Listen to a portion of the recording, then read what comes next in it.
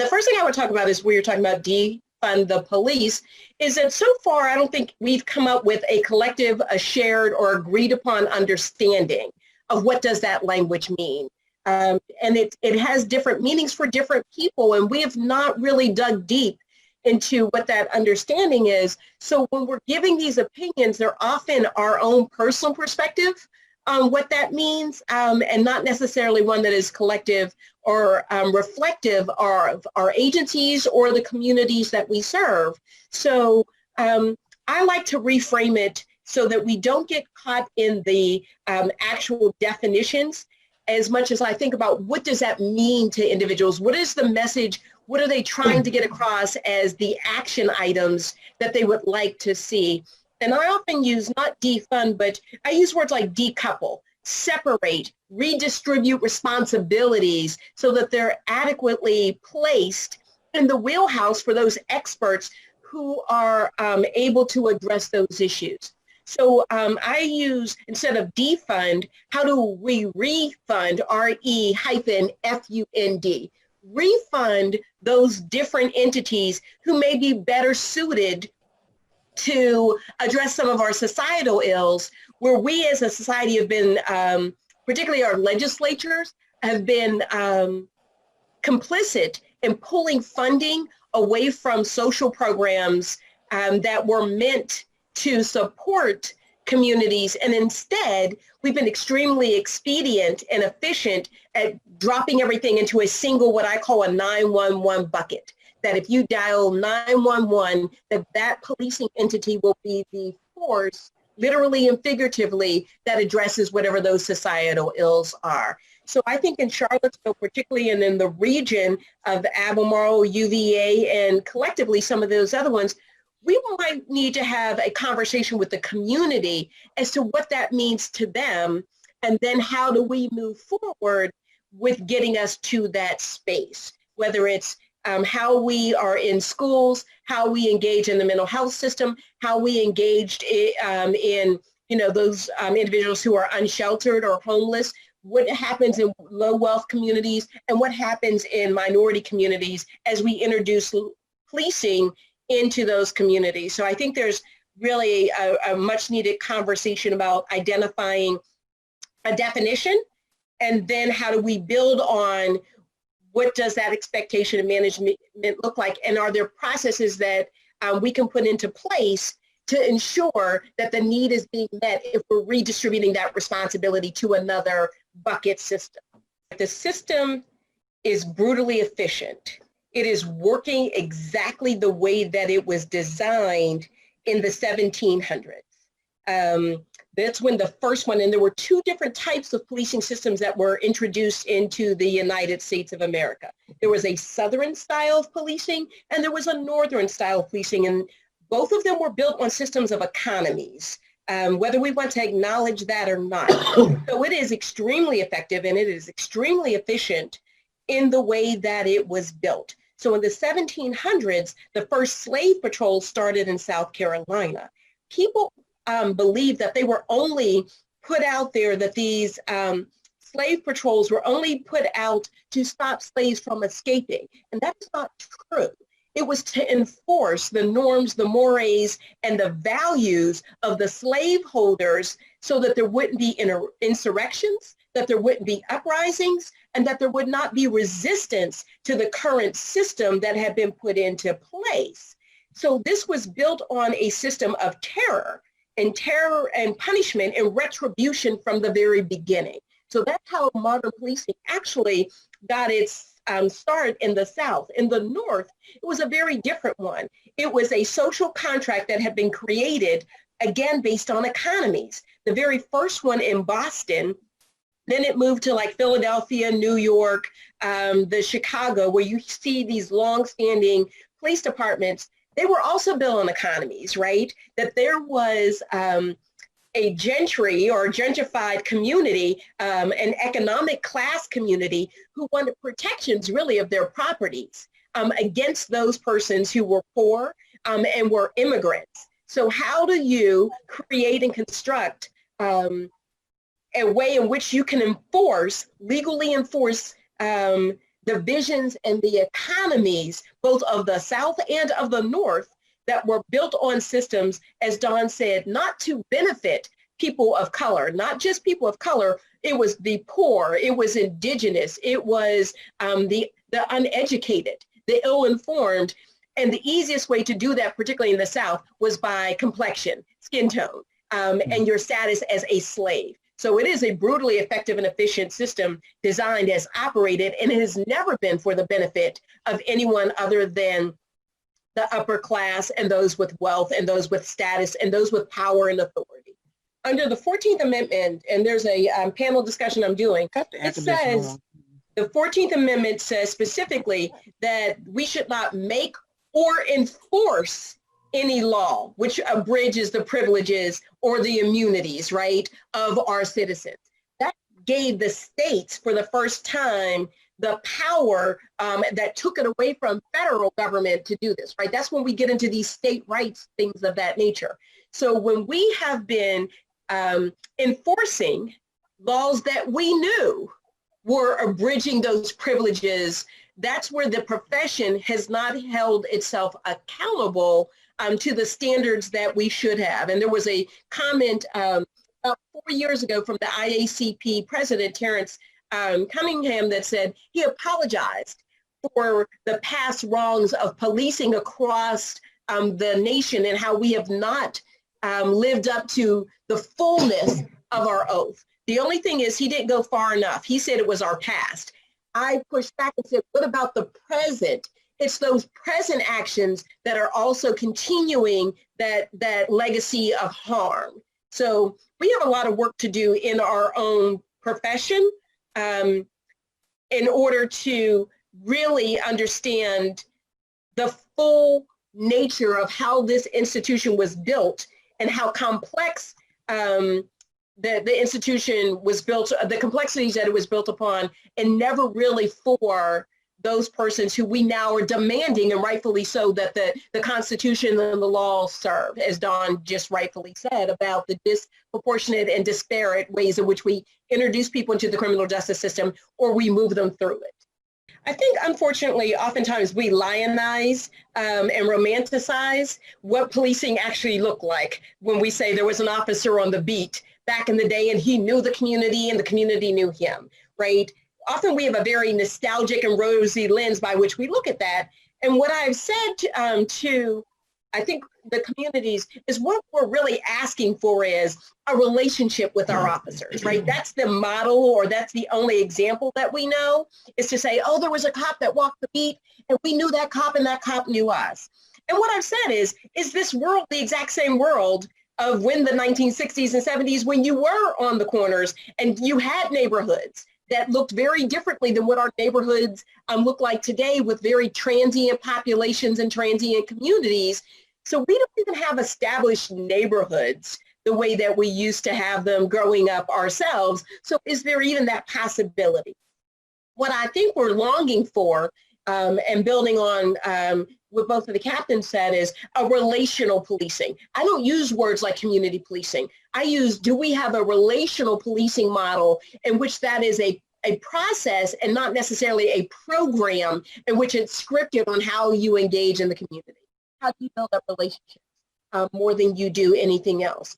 And the paramilitary concept, the warrior mentality, the us versus them mentality, as I just started when I talked about the history of policing, it was built on an us versus them mentality, right? That was part of what was ingrained into the slave patrol concept and mindset, that this was an us versus them mentality. We were protecting us from them, right? And that was the model in which the policing was built on.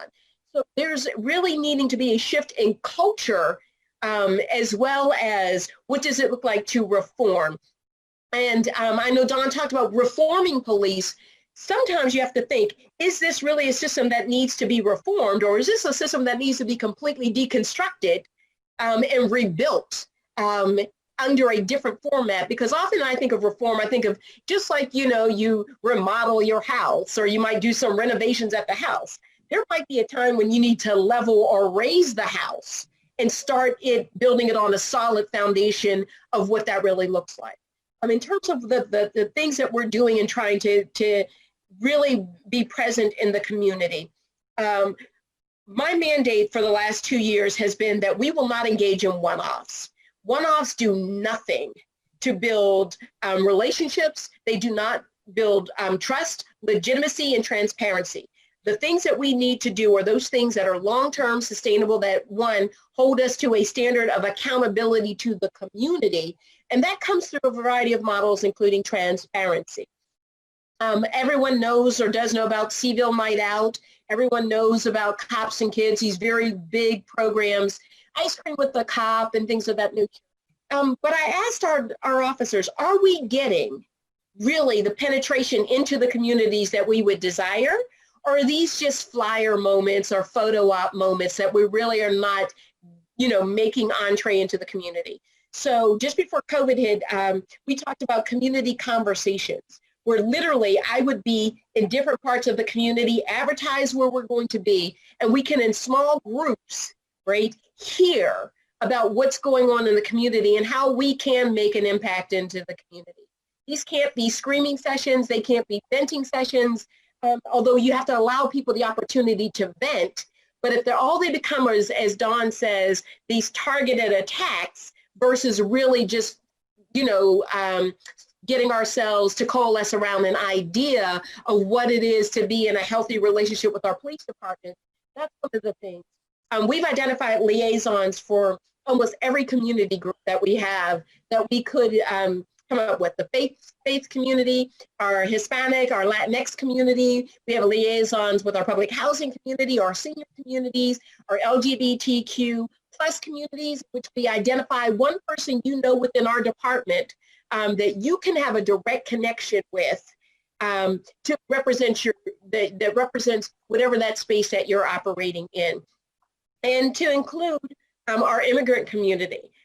We brought in, and I will always say this wrong, so please, Sean, get on me. Sinbaradas has been in with us to teach our I got a thumbs up, to teach our officers Spanish. And let me tell you why that was important. The only Spanish courses that were available to our officers very much were the warrior mindset. It was street survival Spanish for officers, right? Street survival Spanish, which gives the impression that if you don't speak Spanish and you encounter someone who does, you might not survive that encounter.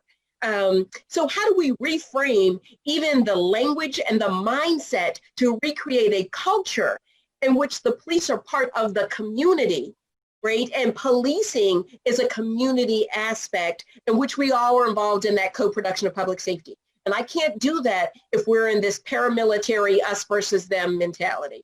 We have lots of transparency on our websites. Go on it. You can find just about anything you're wanting about the police department, including our officer-initiated detentions, our use of force, including the type of force we use, the race and gender of the officers, the race and gender of the subject that we did that. We now release all of our charging data for the last 5 years, our internal affairs outcomes, when you make complaints, what the outcome of those complaints were. And that is a lot of information the community deserves, and rightfully so, to have. Elections are and things that are in the legislature, either locally, regionally, or even nationally, all take on a lot of significance and meaning right now. And our planning has to be, how do we, as you hear me say over and over and over and over again, how do we balance the safety and security of the persons that we are to protect with their access and convenience? And I think what I would talk about is, these Second Amendment responses, right? How do we, there's a lot of push in the Virginia legislature that says that, hey, you can limit weapons coming into public spaces, into your public parks and by the localities, right? And a lot of that push came out of what occurred in 2017 in Charlottesville, where there was no ability to really limit in a very pro-Second Amendment state, and as Dawn said, willingness to take on the NRA. And there are some of you who know I very much went in front of Congress and took on the NRA and called it, that we needed to ban assault weapons that were being used to hunt human beings, intentionally used to hunt human beings. And that was met with absolute controversy across the nation, where petitions were started asking for my resignation, including certain local and regional police departments that were retweeting all of the NRA stuff or putting it on their personal Facebook to shame our department. And I will stand by that we need to really think about what does weaponry look like. And I think to build on what Captain Reeves is saying, Don, I agree with you. This is not just personal protective equipment for officers. What does that personal protective equipment look like when you are outgunned and at high caliber rifles and have no vehicles to even get in there to save human beings who are under attack? I look at what happened in Las Vegas. Let's look what happened in Pulse nightclub. Let's look what happened in Columbia, South Carolina. Let's look at all these places where they are using very high-end weaponry that is still going to be in existence regardless of what any of us do within our police department. And then what I would ask the community is, what are those resources that you would want your police department to have in place when they are the ones, it's not about protecting themselves, when they are the ones who are now being asked to protect you from those type of assaults? What type of weaponry would we have wanted for officers to have in place? And as we're jumping up, someone's saying, let's look at the Camden model of New Jersey. What happened under the Camden model? Do not be fooled by what these models are coming on when they said, oh, Camden got rid of its police department. No, it did not. It did not get rid of its police department. What it did was, in the interim, as it was refashioning its police department, the state police and other municipalities came in and policed that community while that community was under construction, or that model was under construction. So what does that look like here in Charlottesville? I often say, don't use somebody else's model and think that cookie cutter is going to work here. We need very much a tailored response to how we engage in policing here. So Camden was successful in that it reduced its number of use of force and things of that nature here. But also, too, who was the leader that was sitting in that place when they were attempting to put these models together? And we know cultural change takes a long time to answer someone else's questions, and these are urgent matters. What we have always found out is that we respond to urgent matters very quickly and find out that we have put together a process or a program that is not the one that we want. We heard that even on council. As Monday in Charlottesville, the petitioner put together a petition where he wanted to demilitarize the Charlottesville Police Department, and then said, well, I'm not happy with what you just passed, when it was word for word the petition's resolution, because we were trying to do things expediently instead of doing things well. And I think there needs to be some discussion of what is it that we want to do and do well in this region that serves this region, and not necessarily jump on bandwagons, hashtags, or any of the other things to say that we've done something versus doing something well here that's sustainable. So another question that we had, this is a multi-part question coming in from LC19. I see you, Emily. How are police departments listening to changes community members want to see? How are communities leading those discussions, not just being invited to the table? And how are police departments being sure to hear all voices, not only the ones who always show up to the meetings? I'm going to stop there. Maybe we'll kick it over to Albemarle PD. And then I also have a question here for Don.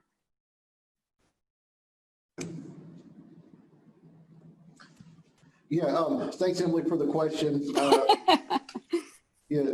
So Albemarle County, we've recently started outreach programs with our at the county executive level with our communications director, as well as the development of an Office of Equity and Inclusion.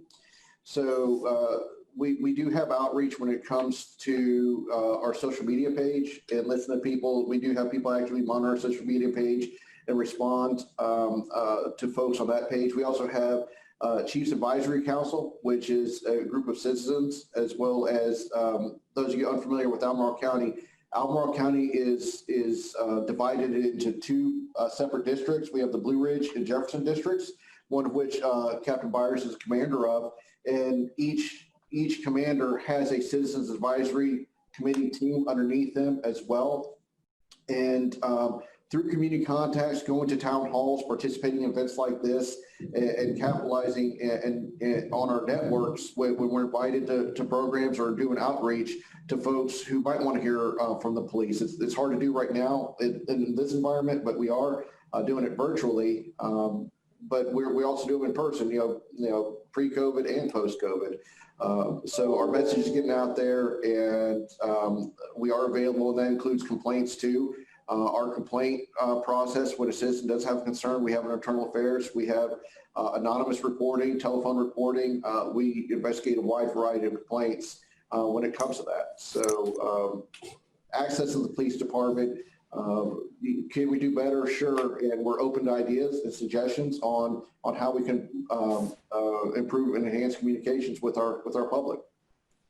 Hopefully that answered all those questions, or was that one? So that was part of it. I think another part of that question, Sean, is how do the requests that people make become actions? And there's also a question as part of that about the timeline, right? So we're in an age right now where, like Chief Brackney said, things are urgent. So how do those requests from the community get into action? It's all contextual. It depends on what it is that you're trying to accomplish. I'll talk about the SRO program in the county because that's something that's near and dear to my heart. Because several years ago, I was the school resource officer. That's what an SRO is. Since I'm using police jargon, the school resource officers in the county. I helped redevelop and remold what our SRO program is and how it's defined. It's not these authoritarian overlord figures that feed into the school to prison pipeline.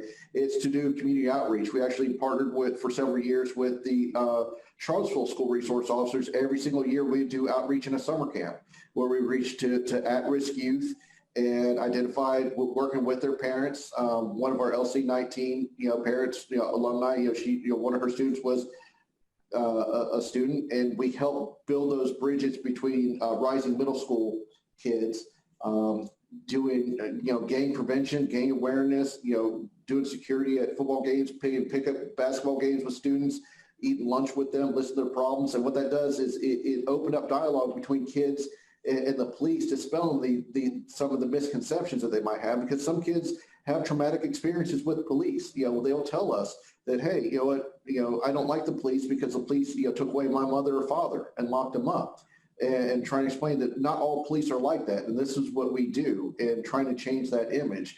And then there's certain kids that feel more comfortable talking to police because we've established those relationships with them, along with being there for their security in the school to prevent from active shooter events or any other, catastrophic event that occurs in the school. About building those relationships, whether it's help bring the next girl in to talk to teenage girls about what you're about to go through when you enter the real world, and being careful out there. In cybersecurity, about respecting yourself. We partner with UVA and bringing kids in and speak with the female student athletes there. So there's a lot of valuable things that aren't being captured in this narrative of get rid of cops out of our schools.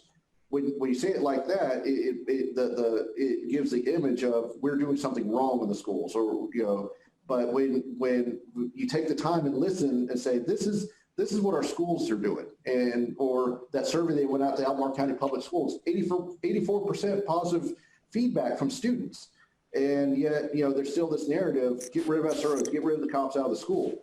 And so to answer Emily's point, it's all about what it is you're trying to accomplish, and the urgency of it. And are there certain things that need to be reformed, like chokeholds? If our department doesn't have a chokehold policy, but if we did, that'd be an immediate action. That's something that would go through the use of force, and we'd eliminate that policy. And we'd be clear and make a statement: hey, this is something that immediately needs to be done. But when you're talking about systemic, broad issues like, Chief Brackney was, when we talk about criminal justice reform, those take times, those take partnerships, because, what we're talking about, there's a lot of things that police departments can't do alone, that we need these community partnerships for. So hopefully that that answered the second part of that question.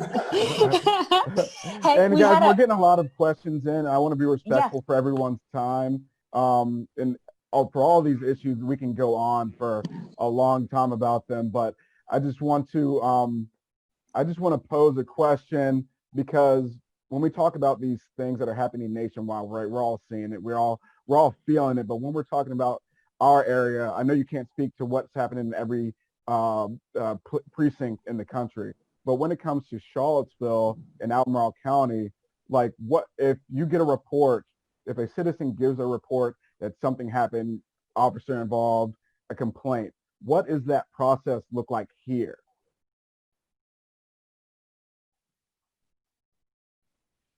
So I'll take that on first, and then I'm sure that Daryl or Sean will just jump right on in there as to what their process looks like, because if I'm correct, Captain Byers used to be in charge of or ran the Internal Affairs Division there, so he can give you a wonderful answer about what that occurs here. So we have when I arrived here, one of the local community members was extremely vocal and called our internal affairs a black hole.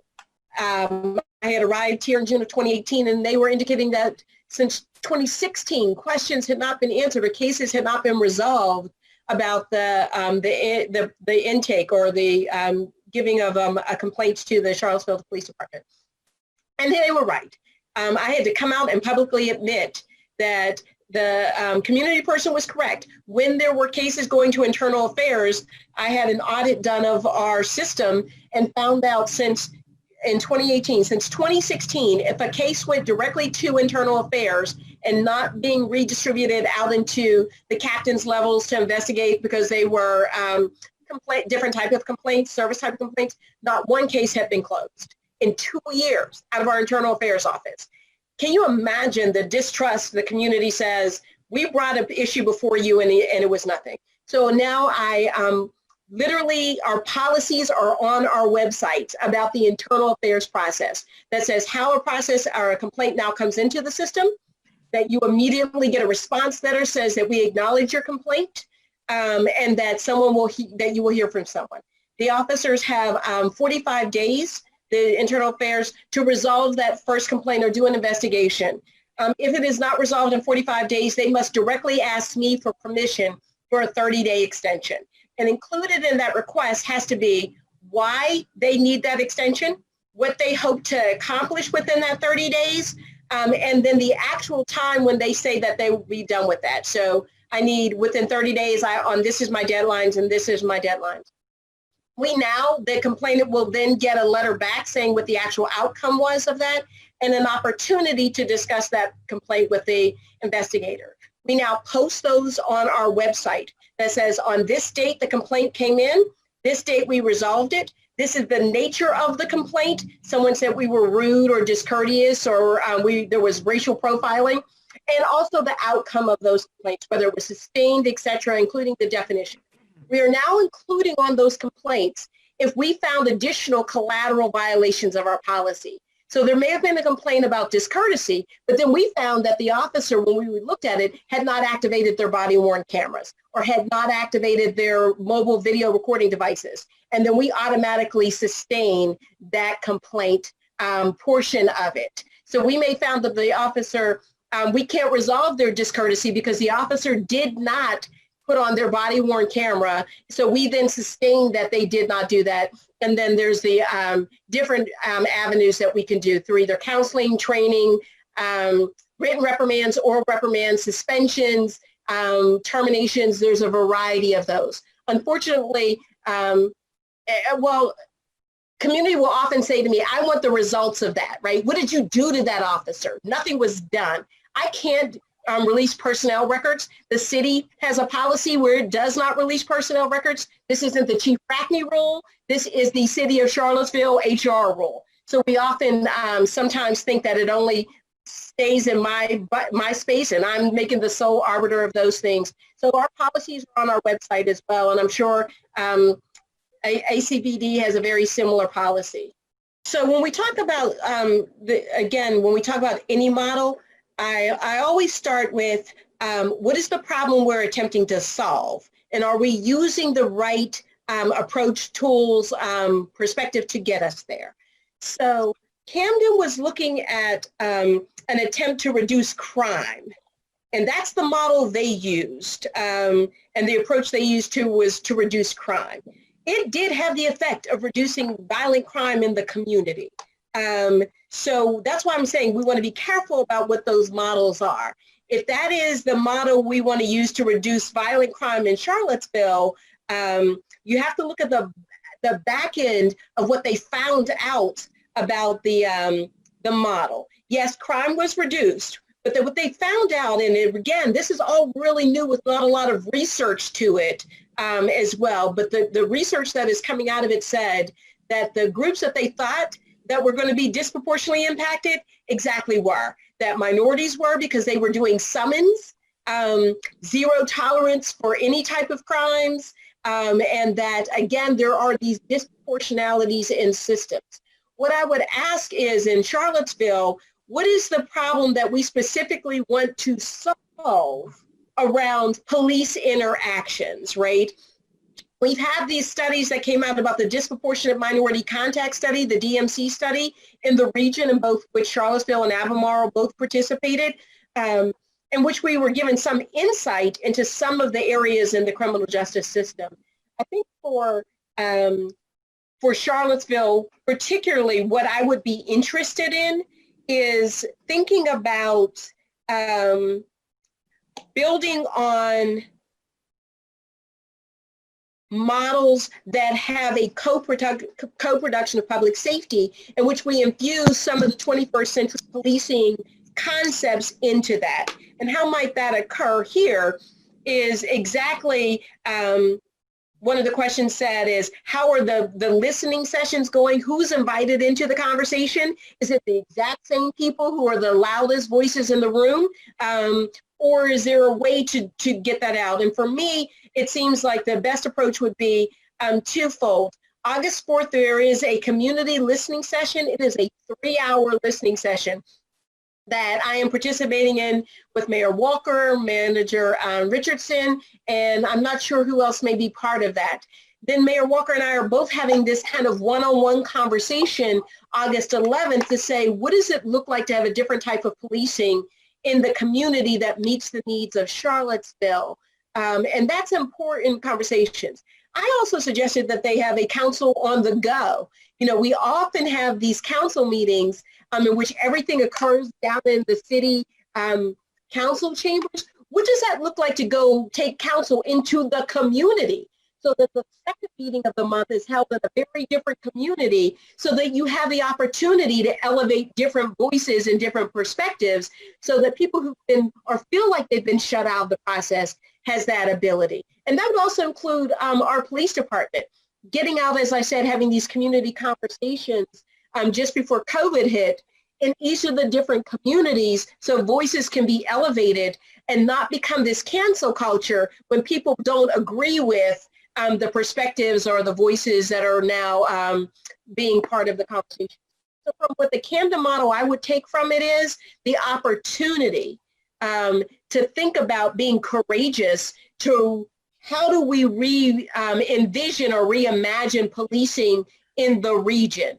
That being able to take that bold step to say, you know what, and I'm willing to do that, whoever that person is sitting in these seats of power and influence, I'm willing to do that very differently than what has been presented in the past. So from Camden, I would take their courageousness, I would take their willingness to think outside the box, as Don had indicated previously with Pastor Wolfert and the way he approaches it. You can't deconstruct a master's house with the master's tools.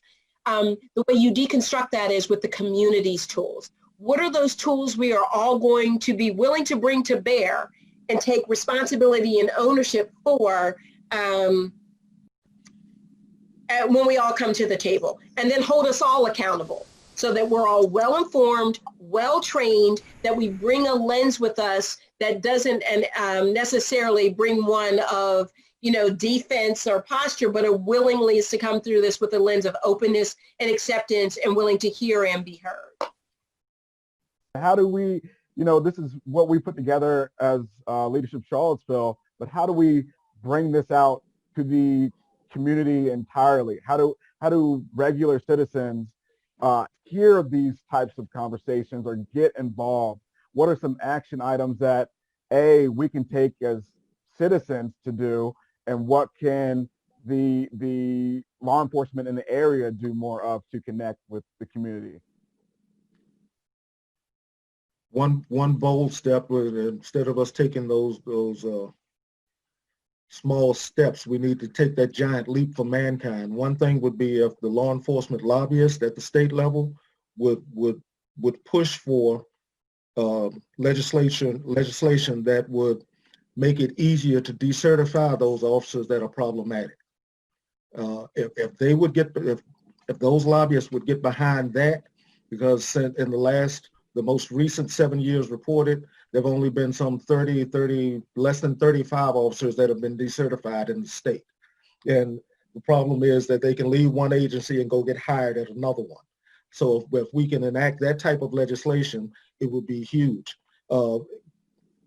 If we can get behind the 8 Can't Wait campaign, and if anyone's not familiar with that, it's just 8 action items that can be enacted very easily, just as policy in various law enforcement agencies across the state. The banning of chokeholds, requiring de-escalation, requiring warnings before shootings, requiring requiring them to exhaust all alternatives before shooting. A duty to intervene, ban shooting at moving vehicles, requiring the use of force continuum, and requiring comprehensive reporting. Those are just things that can be enacted just as matters of policy in each agency going across the board. And Don, that's part of Campaign Zero. So we need to be real careful. 8 Can't Wait is some suggestions under Campaign Zero. So you want to look up actually Campaign Zero, because we do look at the taglines of what Campaign Zero says on the 8 Can't Wait. But if you click further into them, it's not as simple as them saying, don't do this, right? It says, give warning shots. But then if you, read further in, it says, if available, can do it under best circumstances. So we will often use what we hear as the first part of the intro of a sentence and then not dig deeper. And then we get behind something that probably may not be the best fit for us. Although there are some portions of it that are absolutely appropriate, that we should all be able to get behind and say, you know what, this is something that I have no issue with whatsoever.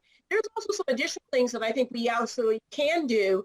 I'm part of a group with the University of Southern California for USC to establish a national database for and wait for decertified officers to get into it, and say that any law enforcement agency can access this to say an officer has been decertified, because we may not know from state to state if they've already been decertified and they then are attempting to be hired here. I also push that part of that database says 3 things: that it's terminations, resignation in lieu of termination, which a lot of people will do to avoid the prolonged one, but also voluntary resignations when the person is not offered resignation in lieu of termination, but they realize that it's coming down the pike, so they exit. That's their exit strategy. I've also pushed with the Virginia DCJS that we had an officer that resigned that I wanted to terminate, but he resigned before the process was done, his due process. He doesn't qualify for decertification under Virginia statutes. I'm pushing to have him decertified as an exception. Because the decertification says you must be convicted of certain crimes, right? So if we're in the process of saying internally, we would have convicted you of this crime had the person prosecuted you, then that should be enough as well, right? And to add things that they're not adding things before, like sexual assault, sexual harassment. We always think about domestic violence, or we think about an assault of, a choking or a shooting or something like that. But that scale should be a lot broader. That spectrum should be a lot broader for those persons that we are putting in these highly visible places with formal and informal authority to take someone's life, literally, their life and their liberty. So I agree with you, Don. There's things we can do locally. And as I tell people, If your social media presence is greater than your actual presence out there on the front lines, you're not a player in this game. You're nothing more than a mascot, right? You need to have your actual presence at a greater level than your social media presence. You can't be a social media, social justice warrior. That actually is the time when you need to be a warrior and have that warrior mindset, and a shifting of it from the one that we've had to the one that the community has.